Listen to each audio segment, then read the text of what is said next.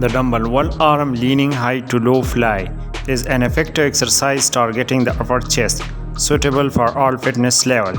This move is beneficial because it isolates the upper chest muscle, helping to sculpt and define them by engaging stabilizer muscle. Floor decline alternating press. The alternating movement emphasizes the sternal head of the pectoral muscle, crucial for lower chest development. Working one arm at a time improves muscular imbalance and enhance stability.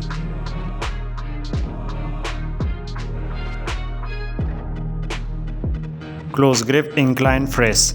This move can effectively engage the clavicular head of the pectoral muscle and enhance the definition of the inner chest, making it suitable for various fitness levels. Position the dumbbell above your chest with the arm extended.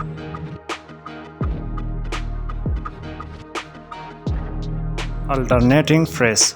Pause momentarily when the dumbbell is close to your chest to experience the stretch.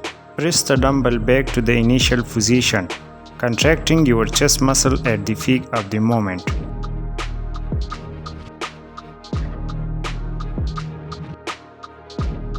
Incline fly. Keep your upper arm parallel to the floor at the lowest point of the movement.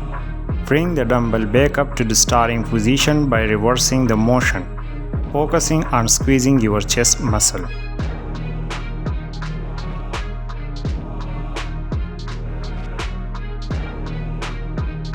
Cable high to lower chest fly. The high to lower chest fly especially target the lower portion of the pectoral muscle, enhancing the fullness and definition of the lower chest. The wide arc of the movement stretches the chest muscle, improving flexibility and increase the range of motion.